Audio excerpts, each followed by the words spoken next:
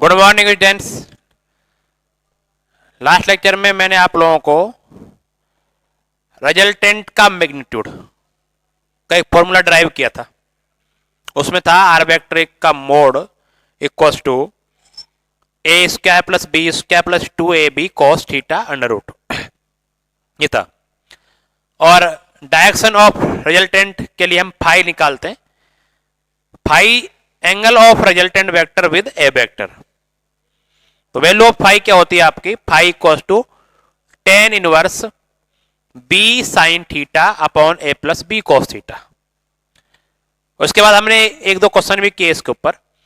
अगर दो वेक्टर दे दिए जाएं, उनके मैग्नीट्यूड दे दिए जाएं और आपसे एंगल वगैरह की बात कर ली जाए, तो आप लोगों के मैग्नीट्यूड और रिजल्टेंट की डायरेक्शन फाइंड कर सकते हो। ठीक, उसी को कंटिन्यू करते हैं, कुछ आगे और पढ़ाते हैं, थोड़ा और आगे। ठीक, तो देखो क्या है, एक स्टैंडर्ड क्वेश्चन मानते हैं, इसका रिजल्ट आपको याद होना चाहिए। अगर टू वेक्टर हैं जिनका मैग्नीट्यूड क्या है, सेम है, और वो 120 डिग्री पर लगे हुए हैं, है ना। टू वेक्टर है और 120 डिग्री पर उनके बीच एंगल दिया हुआ है 120 डिग्री। तो जो रिजल्टेंट वेक्टर का मैग्नीट्यूड होता है वो भी किसी एक वेक्टर के मैग्नीट्यूड के इक्वल होता है। ठीक है, तो लिखो, एग्जांपल लिख लो। Two vector of equal magnitude, है ना, या फिर two force of equal magnitude, क्योंकि वेक्टर क्या है, डायरेक्शन और मैग्नीट्यूड होता है, और फोर्स भी क्या है, एक वेक्टर क्वांटिटी है। तो आप ऐसे समझो टू फोर्सेज या फिर टू वेक्टर्स, है ना, टू फोर्सेज और टू वेक्टर, है ना, of equal magnitude acted at angle 120 degree. ठीक, हाँ, टू, तो एग्जांपल लगेगा टू वेक्टर, टू फोर्स, या फिर सिंपल वेक्टर बोल सकते हो, vectors of equal magnitude, of equal magnitude, magnitude act at 120 degree angle. ठीक है, तो 120 डिग्री एंगल पर लग रहे हैं। ठीक, प्रूव डेट द रिजल्टेंट का मैग्नीट्यूड जो होगा वो किसी एक वेक्टर के मैग्नीट्यूड के बराबर होगा। तो क्या है, prove that the magnitude of resultant vector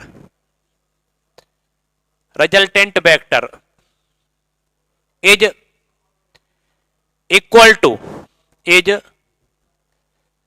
to magnitude of any one vector, equal to magnitude of any one vector.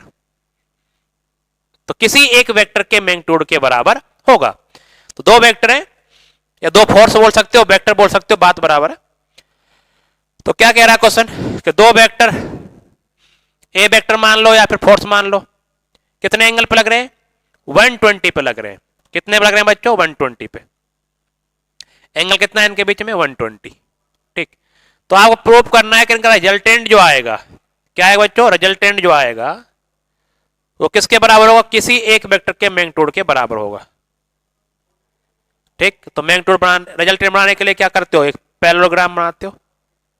तो ये आपका रिजल्टेंट वेक्टर हो जाएगा आर वेक्टर। ठीक, तो आपको गिवन क्या है ये बताता हूं मैं आप लोगों को। तो गिवन जो है आपका क्या है, गिवन है आपके पास कि ए वेक्टर का मोड और बी वेक्टर का मोड दोनों क्या है, सेम है, इक्वल मैग्नीट्यूड। ठीक, मान लेते हैं क्या है वो, एक्स है, से, या फिर लेट मान लो कि उनको क्या मानना है, मैं एक्स मान लेता हूं, मैग्नीट्यूड बराबर है। और थीटा कितना दिया गया है, थीटा आपको 120 डिग्री दिया, यह आपको गिवन है। और आपको प्रूव क्या करना है, प्रूव क्या करना है, देखो आपको प्रूव करना है कि भाई कि जो आर वेक्टर का मोड है, मतलब जो ए वेक्टर प्लस बी वेक्टर का मोड जो आएगा वो किसके बराबर है, किसी एक के बराबर है। या तो ए वेक्टर के बराबर है, या फिर बी वेक्टर के बराबर है, और या फिर सिंपल बोल सकते हो कि आर वेक्टर का मोड सिंपल क्या है, एक्स। ये आपको प्रूव करना है कि आर वेक्टर का मोड क्या है, एक्स है, क्योंकि हमने क्या माना हुआ है, इसको एक्स माना हुआ है। तो क्वेश्चन सिंपल है, दो वेक्टर है, मैग्नीट्यूड सेम है, 120 डिग्री एंगल पे एक्ट कर रहे हैं और प्रूव करना है कि आर वेक्टर की जो है वैल्यू एक्स के बराबर होगी, क्योंकि ये सब क्या है, एक्स के इक्वल है। तो बेहद सिंपल क्वेश्चन क्या होगा भाई कि आर वेक्टर का मोड जो होता है वो क्या होता है, A square plus B square plus 2ab cos theta होता है, ये आपको पता है फॉर्मूला। ठीक, तो आर वेक्टर का मोड चाहिए अपने को। तो ए का मोड कितना है, एक्स स्क्वायर है, बी का मोड भी कितना है, एक्स का आएगा स्क्वायर, प्लस 2a कितना है, एक्स है, बी कितना है, ये भी एक्स है, और कॉस 120 डिग्री आ जाएगा। इधर क्या हो जाए, देखो इधर यहां हो जाए एक्स स्क्वायर है, ये भी है, एक्स स्क्वायर ये भी है, 2x स्क्वायर ये भी, और किसकी वैल्यू कितनी होती है, cos 120 की वैल्यू -1/2 होती है। ठीक, तो ये आप लोगों का हो जाएगा इधर। तो दो मर गया, क्या होता है यहाँ पे, x square plus x square, इस माइनस की वजह से यहाँ पे माइनस आ जाएगा, माइनस एक्स स्क्वायर, यहां से एक्स स्क्वायर मर गया, तो रिजल्टेंट क्या आ जाएगा यहाँ पे, एक्स स्क्वायर का मोड, मतलब क्या हो जाएगा एक्स। तो आपको यही तो प्रूव करना था, अगर दो वेक्टर जिनका मैग्नीट्यूड सेम है 120 डिग्री एंगल पर एक्ट हो रहे हैं, तो उनका मैग्नीट्यूड जो रिजल्टेंट का मैग्नीट्यूड आता है वो क्या आता है, किसी एक वेक्टर के बराबर आता है। तो थोड़ा सा आप लोग रख सकते हो याद, इति सिद्धम लिख लो चाहो तो, यहाँ पे इंग्लिश में संस्कृत में इति सिद्धम, यही सिद्ध करना था, हेंस प्रूव, इसे आप इंग्लिश में क्या बोलते हो, हेंस प्रूव्ड बोलते हो। तो आपको ये प्रूव करना है और ये आपको दिया था। तो ये क्वेश्चन हो गया आपका, तो याद रखना है अपने को आगे से, अगर 120 पे होंगे तो रिजल्टेंट जो है एकदम बीचों बीच से गुजरेगा, ये 60 डिग्री पे एंगल पे। ठीक, और किसके बराबर होगा, किसी एक के बराबर होगा। तो ये आप लोग ध्यान रखें, पर कब होगा, जब जो वेक्टर दिए हुए उनका मैग्नीट्यूड भी क्या हो, सेम हो। अलग अलग होंगे तो फिर नहीं आएगा ये, है ना। तो ये थोड़ा स्टैंडर्ड क्वेश्चन था। और देखो और भी कर सकते हैं क्वेश्चन, सेम क्वेश्चन इसी तरह का और है एक, जो भी उसको भी आपको याद रखना पड़ेगा। देखो क्या है भाई, दो वेक्टर हैं जिनका मैग्नीट्यूड क्या है, इक्वल है। ठीक है, का आपको प्रूव करना पड़ेगा कि जो उनका रिजल्टेंट वेक्टर जो है आर वेक्टर, वो उनके एंगल बाइसेक्टर से पास होता है। ठीक ठीक, two vector of equal magnitude at theta angle are given. ठीक, prove that their resultant vector are vector passing through their angle bisector. ठीक, तो यहां पे एग्जांपल लिख लो अगला वाला, क्या एग्जांपल है, two vectors of equal magnitude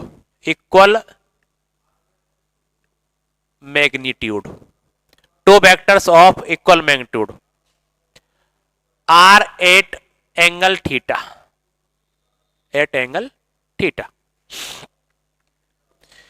prove that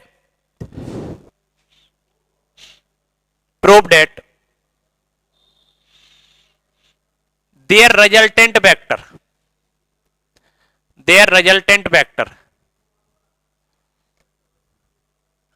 vector passing through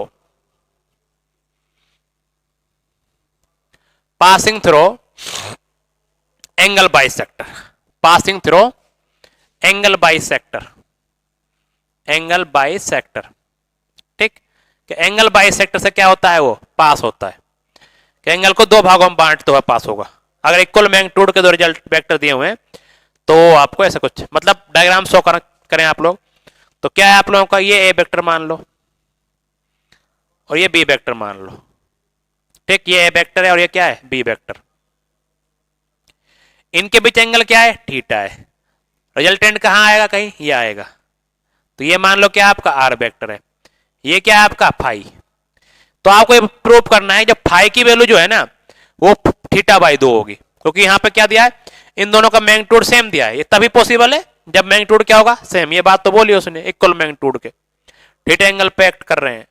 तो आपको प्रूव करना है कि उनका जो रिजल्टेंट वेक्टर आर वेक्टर जो आएगा वो पासिंग थ्रू एंगल बाइसेक्टर θ/2। मतलब आपको क्या करना है, गिवन क्या है आपको ये समझो पहले। तो गिवन दिया हुआ है कि ए वेक्टर का मोड है और बी वेक्टर का मोड दोनों बराबर है, और मान लो क्या है वो एक्स है ना, से एक्स मान लो, इसके मान लिया। और प्रूव क्या करना है अपने को, प्रूव आपको करना है कि जो थीटा की वैल्यू आएगी वो क्या आएगी, सॉरी जो फाई की वैल्यू आएगी वो क्या आनी चाहिए, थीटा बाई 2 आनी चाहिए। ठीक, ये आपको क्या करना है, प्रूव करना है कि जो फाई जो है एग्जैक्ट जो है आधा होगा किसका, थीटा, तभी तो एंगल बाई सेक्टर बनता है। तो जो एंगल को 2 भागों में बांटता है, 2 पार्ट्स में डिवाइड करता है। ठीक, तो आप लोगों को बस फॉर्मूला लगाना है। हम जानते हैं भाई क्या टेन फाई की जो वैल्यू है वो क्या होती है, होती है B sine theta upon A plus B cos theta. ये पढ़ चुके आप लोग पहले ही, क्योंकि फाई क्या होता है, tan inverse B sine theta upon A plus B cos theta. और टेन को धर ले जाएंगे तो क्या बन जाएगा, वो टेन फाई बन जाएगा, फाई अकेला नहीं रहेगा बस, है टेन को धर लेंगे। अब हम बताएं ए और बी का मैग्नीट्यूड सबका सेम है, तो क्या चलेगा यहाँ पे देखो, टेन फाई इक्वस टू यहाँ पे एक्स हो जाएगा, साइन थीटा आ जाएगा, यहाँ पे ए प्लस हो जाएगा, यहाँ पे सॉरी ए की जगह भी एक्स आ जाएगा और बी की जगह भी एक्स आ जाएगा, और यहां बचेगा आपका cos थीटा। तो टेन फाई इक्वस टू क्या हो जाएगा, x जो है कॉमन आके कट जाएगा न्यूमरेटर और डिनोमिनेटर दोनों में से। तो सिंपल क्या बचा यहां पे, यहां बचेगा साइन थीटा और यहां बचेगा 1 प्लस cos थीटा। अब यहां जो ट्रिगोमेट्री हम जो पढ़े, जो आप लोगों को बताए साइन 2 थीटा का फॉर्मूला, 1 प्लस cos थीटा का फॉर्मूला, वो सब पढ़े थे हम लोगों ने, वहां इसका यूज होगा। आप लोग पता होना चाहिए कि साइन थीटा की जगह क्या ले सकता हूं मैं, साइन थीटा की जगह ले सकता हूं 2 sine theta by 2 cos theta by 2, और 1 प्लस कॉस थीटा की जगह ले सकता हूं मैं 2 कॉस स्क्वायर थीटा बाई 2। क्यों, अगर यहां 2 थीटा होता तो यहां क्या आता, थीटा आता, यहां थीटा है तो यहां कितना है, थीटा बाई 2। अगर यहां पर 2 थीटा होता तो यहां पर आता थीटा, यहां पर थीटा है तो यहां कितना आएगा, थीटा बाई 2। तो ये आपको पता होना चाहिए फॉर्मूले, ये ट्रिग्नोमेट्रिक फॉर्मूले आपने पढ़े हुए हैं। फिर देखो यहां पे क्या होगा, तो यहां पर जाएगा tan phi equal to 2 sine theta by 2 cos theta by 2, और यहां लिखूंगा 2 cos square theta by 2। Value put कर दी, इसकी यहां कर दी और इसकी वैल्यू यहां पुट कर दी। तो देखो यहां पे एक कॉस से एक कॉस कट जाएगा क्योंकि स्क्वायर नीचे, 2 से 2 मर जाएगा। तो क्या बचा यहां पे देखो, यहां बचा tan phi equal to sine theta by 2 और cos theta by 2। Sine cos क्या होता है, साइन अपॉन कॉस 10 होता है। तो यहां से क्या बनेगा देखो, यहां पे यहां बनेगा tan phi equal to tan theta by 2। अगर इन दोनों को हम कंपेयर करें तो फाई की वैल्यू क्या होगी, सो डेट फाई इक्वल टू क्या हो जाएगा, थीटा बाई 2 हो जाएगा। तो यही तो आपको क्या करना है, प्रूफ करना था, यही आपका इति सिद्धम लिखना है, हेंस प्रूफ लिखना है। ठीक, क्या आप लोगों को फाई की वैल्यू क्या आती है, थीटा बाई 2 आती है, लेकिन कब आती है, जब मैग्नीट्यूड दोनों वेक्टर्स के क्या होंगे, सेम होंगे। तो ये आप लोग थोड़ा याद रखें तो अच्छी बात है। ठीक, तो मैग्नीट्यूड आपके सेम होंगे तो ये theta by 2 angle by sector से गुजरता है। कहां गुजरता है, एंगल बाई सेक्टर से पास होता है। चलो ये 2 क्वेश्चन हो गए, और क्वेश्चन करते हैं। देखो अभी एडिशन के ऊपर 1-2 क्वेश्चन और करा देता हूं आप लोगों को, देखते हैं क्या होता है। बड़े सिंपल सिंपल क्वेश्चन है सारे, है ना, बात समझ में आ रही सारी बातें। तो यहां पे लिख लो इसको और छाप लो। नेक्स्ट क्वेश्चन देखते हैं, देखो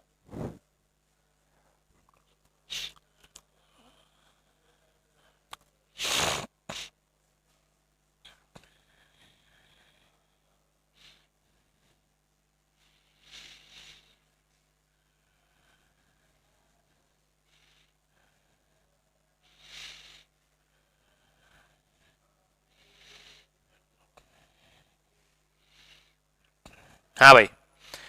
तो नेक्स्ट क्वेश्चन क्या कहता है आपसे, एक क्वेश्चन है बहुत ही जो है सिंपल सा ही है कि दो फोर्स हैं, उनके मैग्नीट्यूड का रेशो दिया हुआ है 3:5, है ना, और रिजल्टेंट का मैग्नीट्यूड दिया हुआ है 28 और 60 डिग्री एंगल पे वो एक्ट कर रहे हैं। ठीक, तो आपको क्या करना है, मैग्नीट्यूड फाइंड करना है ईच फोर्स का। ठीक, तो क्या है क्वेश्चन है, तो लिख सकते हो the ratio of magnitude of 2 forces is 3:5। The ratio of magnitudes, the ratio of magnitudes of two forces is 3:5. कितना दिया है? 3:5. And magnitude of the resultant and magnitude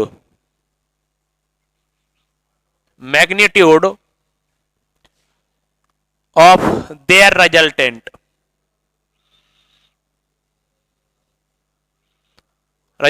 is 28. ठीक. And angle between them is 60 degree. Find magnitude of each forces. Find magnitude of each forces. Find magnitude of each forces. ठीक है. तो आपको each force का क्या निकालना है? Magnitude find करना है. ठीक. तो ये भी बेहद. हाँ तो बच्चों ये क्वेश्चन है आप लोगों का. The ratio of magnitude of two forces is 3:5 and the resultant का मैग्नीट्यूड कितना है? 28. The angle between them is 60 degree. Then find the magnitude of each forces. मतलब आप क्या दिया गया है? मान लो टू फोर्सेस हैं कि F1 का रेशो और F2 का रेशो जो है वो कितना दिया हुआ है? 3:5 दिया हुआ है. ठीक है. तो आप लोग समझ सकते हो कि जो आप ऐसा समझो इसको कि F1/F2 क्या दिया हुआ है. सिंपल. मैं ये बार बार वेक्टर का मोड नहीं लगाऊंगा. सिंपल क्या लिखूंगा? F1/F2. ठीक. 3:5. तो आप मान सकते हो कि F1 कितना है? 3x और F2 कितना है? 5x. कैसे मानने से थोड़ा हो जाता है. लेट कर लो यहाँ पे. लेट यहाँ लिख दो. चलो इसको. लेट F1 कितना है? 3x है और F2 क्या है? 5x है. तो रेशो तो कितना आएगा आपका? 3:5 आएगा. और आपको ये दिया गया है कि जो मैग्नीट्यूड जो आएगा F नेट जिसे बोलेंगे रिजल्टेंट जो है उसकी वैल्यू कितनी दी गई है? 28. ठीक. और थीटा कितना दिया गया है? 60 डिग्री. तो हो गया क्वेश्चन. तो आपको बताया जो दो वेक्टर का रिजल्टेंट का मैग्नीट्यूड का फॉर्मूला क्या होगा आपका? यही तो लिखोगे आप लोग कि F1 square F2 square 2F1 F2 cos 60 degree. ये लिखने वाले हो. ठीक. तो यहां पे F नेट की वैल्यू कितनी है? 28. कितनी आएगी बच्चों? 28. ठीक. का इसका होल स्क्वायर आ जाएगा. चाहे स्क्वायर मत करो, बाद में कर लेना. यहां पर आएगा 3x का स्क्वायर. यहां पर आएगा 5x का स्क्वायर. 2 3x इंटू 5x और cos 60 की वैल्यू कितनी होती है? 1/2. कुछ ऐसा आ जाएगा. और ये रिजल्टेंट का मैग्नीट्यूड चल ही रहा है. देखो 2 से 2 मर जाएगा. स्क्वायर कर दो बोथ साइड. तो स्क्वायर लेंगे बोथ साइड. तो यहाँ पर 28 इंटू 28 2 टाइम्स हो जाएगा. यहाँ आ जाएगा 9x स्क्वायर. यहाँ पर आएगा 25x स्क्वायर और यहाँ पर आएगा 5 से 15 15x स्क्वायर. ठीक. तो कुल मिला कितने हो गए? 15 और प्लस 25 40 40 प्लस 9 49. तो आपके पास हो गए 28 इंटू 28. ठीक है. और यहां जाएगा 49x स्क्वायर. 7 से आप इसको कट सकते हो. कट करो. 7 से 7 टाइम्स मर जाएगा ये. और ये 4 बार. और ये फिर 7 से कट जाएगा कितनी बार? 4 बार. तो आपके पास हो जाएगा केवल x स्क्वायर इक्वल टू 16. तो x की वैल्यू कितनी जाएगी? 4. क्या जाएगी बच्चों? x की वैल्यू 4 आ गई. तो हमारा ये आंसर थोड़ना है. हमारा मैग्नीट्यूड चाहिए F1 का. तो F1 तो आपका 3x है और F2 क्या आपका? 5x है. तब भी ऐसे रेशो वाली बात हो तो उनको मान लिया करो. ठीक है. तो आपको आसानी हो जाएगी थोड़ी सी इसमें. तो यहां पर ले सकते हो. तो आपका F1 का मैग्नीट्यूड कितना जाएगा? 3x. मतलब F1 की वैल्यू आ जाएगी 3 इंटू 4 मतलब 12 न्यूटन. ठीक. 28 न्यूटन लिख सकते हो चाहो तो. यहाँ पे न्यूटन लगा लो क्योंकि फोर्स का जो यूनिट होती है क्या होती है? वो न्यूटन होती है. और F2 की जो वैल्यू आए कितनी हो जाएगी? वो आ जाएगी आपके पास 5x. 5x मतलब 5 तो आपका ठीक है और x की वैल्यू कितनी है? 3. तो F2 की वैल्यू आ जाएगी 15 न्यूटन. तो ये आपका आंसर होगा फाइनल आंसर. क्या आपको 2 क्वेश्चन दिए थे, इन दोनों का मैग्नीट्यूड निकालना था. F2 ये आ गया और F1 क्या आंसर आ गया? ये आ गया. तो F1 की वैल्यू तो 12 न्यूटन होगी और F2 की वैल्यू 50 न्यूटन होगी, और ये कंडीशन अगर है तो इस तरह से आप लोगों को अलग अलग कंडीशन दी जाएंगी, अलग अलग मतलब बोल सकते हैं लैंग्वेज में क्वेश्चन को घुमा के बोला जाएगा। फॉर्मूला तो आपको यही लगना है, आर की वैल्यू जो है A square plus B square plus 2ab cos theta, या फिर tan फाई की value b sin theta upon a plus B cos theta. यही दो फॉर्मूले से बहुत सारे क्वेश्चन होने वाले हैं। ठीक, तो ये हो गया। अभी तक आप लोगों ने एडिशन का रिजल्टेंट, मतलब होता है ना एडिशन जो आपने किया है उसका रिजल्टेंट का मैग्नीट्यूड फाइंड किया। मैं बोलूं अगर दो वेक्टरों का सब्ट्रैक्शन करना है तो उनका रिजल्टेंट का मैग्नीट्यूड और डायरेक्शन क्या होगी। तो एक छोटा सा एक टॉपिक है, यही पढ़ लेते हैं, बहुत ही सिंपल, याद रखना है अपने को। इसका प्रूफ नहीं कराऊंगा मैं, बस आप लोगों को एक फॉर्मूला बताऊंगा कि आपको याद रखना पड़ेगा। ठीक, तो लिखें भाई आप लोग। तो नेक्स्ट हेडिंग आप लोगों की होगी, देखो इधर क्या होती है।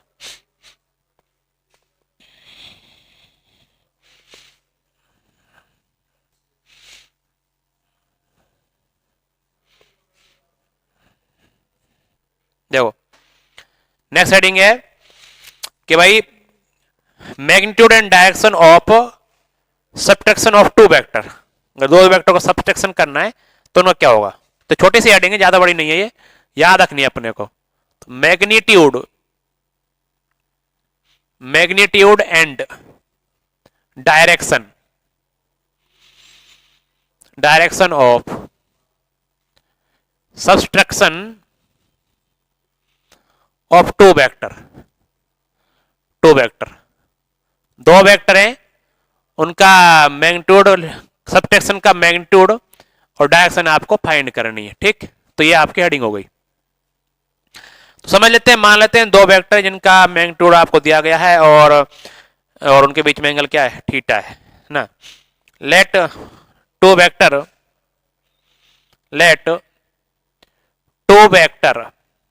ए वेक्टर एंड बी वेक्टर है ना, let two vector and B vector angle between are given, ऐसे लिखो आर गिवन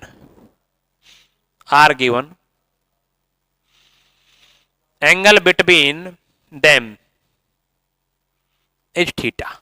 ये आपको दिया हुआ है। ठीक, तो आपको ये दो वेक्टर दिए हुए हैं, मान लो ऐसे, ये मान लो आपका क्या हो गया, ए वेक्टर हो गया, यहां से तक क्या हो गया आपका ए वेक्टर। ये मान लो क्या हो गया आपका बी वेक्टर हो गया। इनके बीच में एंगल क्या आपका थीटा है।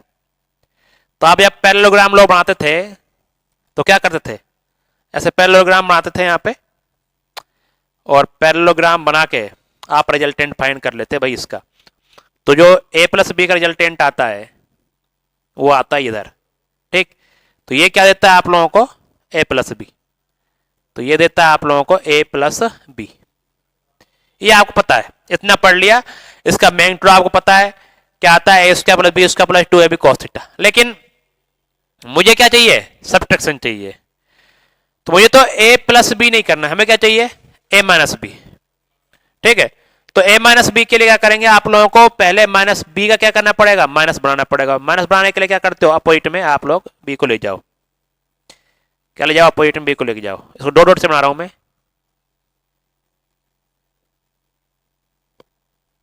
तो ये क्या हो जाएगा आपका माइनस बी।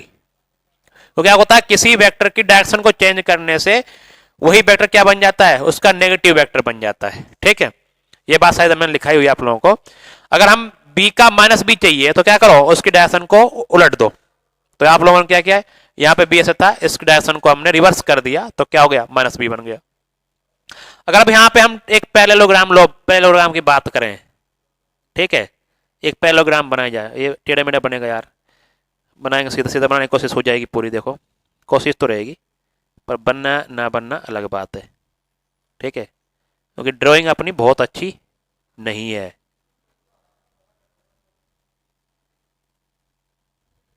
ठीक, तो ये बन जाएगा।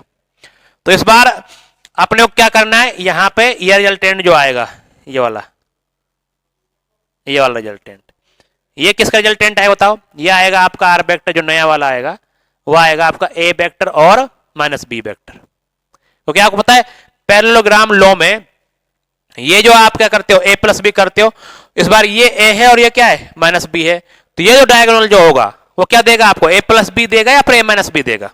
सिंपल सी बात है, किसका सम देगा, ए वेक्टर ये और माइनस में बी वेक्टर ये। अगर ये एंगल आपका पूरा थीटा है, बताओ तो ये एंगल कितना हो जाएगा, 180 माइनस थीटा। ठीक है, क्या आ जाएगा बच्चों, 180 माइनस थीटा। और इस बार रिजल्टेंट आपका ये है, तो ये एंगल इस बार क्या है, फाई। ये तो बस मैंने बनाने के लिए दिखाने के लिए शो किया है, हमारा मेन काम क्या है, ये नीचे वाले पार्ट पे करना है। किस पे करना है, नीचे वाले पार्ट पे करना है। तो आपको बताया कि ए में से बी को सब्ट्रैक्ट करने के लिए हम ऐड कर देते हैं ए में क्या, माइनस बी, है ना। तो सब्ट्रैक्ट, क्या लिख लिया बात यहां पे। अब हमको क्या करना है, इस ए माइनस बी का मैग्नीट्यूड चाहिए और ये फाई चाहिए बस। तो और एंगल कितना है इनके बीच में, 180 माइनस में थीटा। ठीक है, टू सब्ट्रैक्ट ऐसे लिख दो, to subtract A vector B vector from A vector, B vector from B vector, sorry A vector, just add minus B vector in the A vector, in the A vector. तो B vector को A vector में subtract करने के लिए क्या करो, just add कर दो किसको, तो मतलब आप समझ सकते हो यहां पे कि ए माइनस बी चाहिए अपने को, तो क्या करो, ए में क्या करना है, माइनस बी को जोड़ देना है, क्योंकि subtraction is a also part of किसका, एडिशन। तो आपको अगर ए माइनस बी चाहिए तो आप क्या करना पड़ेगा, आपको सिंपल ए में क्या जोड़ना है, माइनस बी जोड़ना है, खत्म।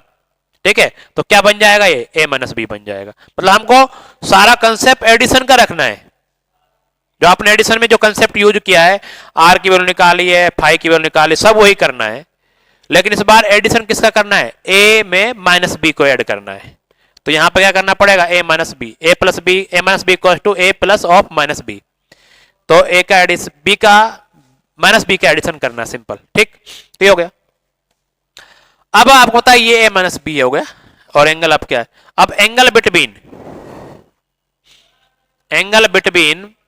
ए vector and minus B vector is कितना हो जाएगा, 180 माइनस में थीटा। क्योंकि अगर ए और बी के बीच में एंगल कितना दिया है, थीटा दिया गया है, तो ये वाला एंगल कितना बन जाएगा, 180 माइनस थीटा, और ये कितना है, थीटा। टोटल एंगल कितना होता है, 180 होता है। तो ये बात देखो, बहुत ही शांति तरीके से सोचो इस चीज को। मुझे ए प्लस बी वाला पार्ट ये है, मुझे ए माइनस बी चाहिए, तो ए माइनस बी करने के लिए क्या किया मैंने, ए प्लस ऑफ माइनस बी। तो ए में क्या जोड़ा, माइनस बी। तो माइनस बी बनाने के लिए क्या करना पड़ेगा, नेगेटिव वेक्टर बनाना पड़ेगा। और नेगेटिव वेक्टर के लिए क्या करते हो, बी की डायरेक्शन को रिवर्स कर दिया, इधर बना दिया। तो मुझे अब इस पे ध्यान देना है, नीचे वाले पार्ट पे। तो आप बताए अब ए और माइनस बी के बीच में एंगल कितना होगा, 180 माइनस थीटा, और ये फाई आपको निकालना है। तो इस बार जो ये वाला जो डायगोनल बनेगा, ये क्या देगा आपको, ए माइनस बी देगा। तो ये बात सिंपल है, कोई टफ नहीं है। ठीक, तो आप लोगों को चाहिए मैग्नीट्यूड किसका, आर वेक्टर का, और आर वेक्टर की वैल्यू क्या है, या फिर आर न्यू वेक्टर मान लो, कोई फर्क नहीं पड़ता, ए माइनस बी का मोड इसका चाहिए। तो फॉर्मूला वही लगाऊंगा मैं, क्या आता है वो, ए के मोड का स्क्वायर प्लस बी के मोड का square plus 2 A vector mod B vector mod cos 180 minus theta. Theta नहीं आएगा इस बार, तो किसको जोड़ रहे हो आप लोग, ए और माइनस बी को जोड़ रहे हो। ठीक, तो यहां पे क्या बन जाएगा भैया आपका, ए माइनस बी का मोड। ठीक है, नया आर वेक्टर बोल सकते हो चाहो तो इसको। तो क्या बनेगा ये, ए वेक्टर का मोड प्लस बी वेक्टर का मोड का स्क्वायर प्लस, तो देखो इधर क्या होगा, ए वेक्टर के मोड का स्क्वायर बी वेक्टर के मोड का स्क्वायर प्लस 2 ए वेक्टर का mod B vector mod cos 180 minus theta क्या होता है, माइनस कॉस थीटा। तो इस माइनस को कहां लगा देता हूं मैं, यहां पे। तो आप लोगों को पता है क्या सिंपल याद रखना है, कुछ नहीं याद रखना। देखो अगर आपको कहीं ए माइनस बी पूछ ले तो क्या रखना है, A square plus B square minus में 2ab cos थीटा। मतलब जस्ट cos थीटा की जगह क्या लिख देना, माइनस cos थीटा लिख देना। यही आपको याद रखना है और कुछ नहीं याद रखना। ये बात समझ में आई, अच्छी बात है, समझाने की कोशिश की है मैंने। बाकी रिवीजन में समझा दूंगा, और बाकी चीजें में कुछ नहीं किया, बी को माइनस बी बनाया है और इन दोनों की बात की है। वैसे इस वाले पार्ट की बात कर रहे हैं हम। एंगल कितना बनेगा, 180 माइनस थीटा, और ये आपका आर वेक्टर बन जाएगा। ठीक, उसको भूल जाओ ऊपर वाले पार्ट को। तो आपको याद रखना है, अगर डिफरेंस का मैग्नीट्यूड निकालना तो क्या करना पड़ेगा, A square plus B square minus में 2ab cos थीटा। सिमिलरली आप लोगों को tan फाई की अगर हम बात करें या फिर tan इनवर्स फाई की याद करें, डायरेक्शन की बात करें, तो डायरेक्शन फाई जो आएगा क्या आएगा, tan इनवर्स b sine theta a minus में b cos थीटा। ठीक, तो ये वाला आपका फॉर्मूला बन जाएगा डायरेक्शन के लिए। इसका मैं प्रूफ नहीं कर रहा हूं, प्रूफ मैंने इसका भी नहीं किया। थीटा की वैल्यू क्या रखी है, यहां पर रख दी cos 180 माइनस थीटा। मतलब आप ये याद रख सकते हो शॉर्टकट में, cos theta is replaced by minus cos theta, है ना।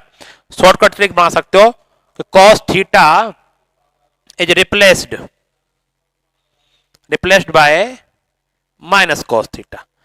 तो जो एडिशन के फॉर्मूले में जहां cos थीटा आ रहा था वहां पे क्या लिखना है, अब माइनस cos थीटा याद रखना है। बस इतना सा आपको याद रखना है कि जहां भी cos थीटा था वहां पे था a square plus B square plus 2ab cos theta.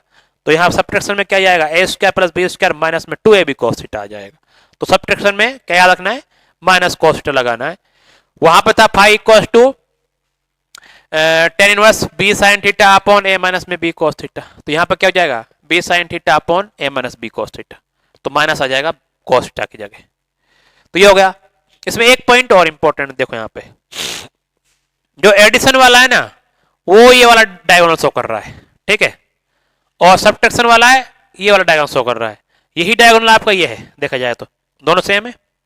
तो यहां से एक पॉइंट और बन जाता है कि जो एडिशन होता है वो पैरेललोग्राम का जो बड़ा डायगोनल होता है वो शो करता है, और सब्ट्रैक्शन जो होता है वो छोटे डायगोनल द्वारा शो किया जाता है। देखो ये बड़ा डायगोनल है और ये क्या है, छोटा डायगोनल है। बड़ा डायगोनल क्या करेगा, एडिशन को, और ये छोटा डायगोनल सब्ट्रैक्शन को। ठीक है, तो लार्जर डायगोनल ऑफ पैरेललोग्राम, ऐसे पॉइंट बना सकते हो आप लोग यहां पे, छोटा सा पॉइंट एक, ठीक, कि larger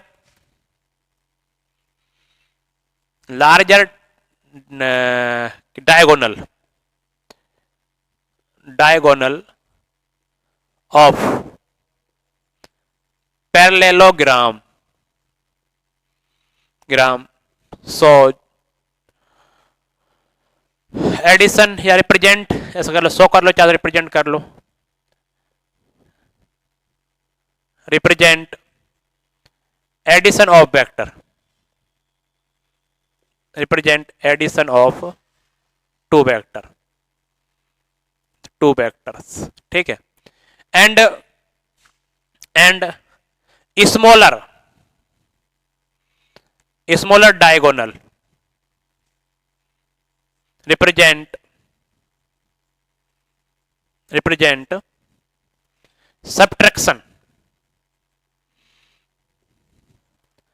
subtraction of vectors, two vectors. ठीक है, तो ये बात ध्यान रखनी है कि जो बड़ा वाला डायगोनल होता था ये आपको एडिशन को शो करता है, और छोटा वाला डायगोनल ये क्या करेगा, सब्ट्रैक्शन को शो करेगा। तो ये बात आप याद रख सकते हो। और सब्ट्रैक्शन में कुछ नहीं करना, cos theta is replaced by just minus cos theta. सारे आंसर सेम आएंगे जो आप लोगों को पहले किए थे। तो आज के लिए इतना रखते हैं, कल इस पे बेस्ड हम कुछ क्वेश्चन कराएंगे आपको। ठीक, तो आज के लिए इतना, थैंक यू।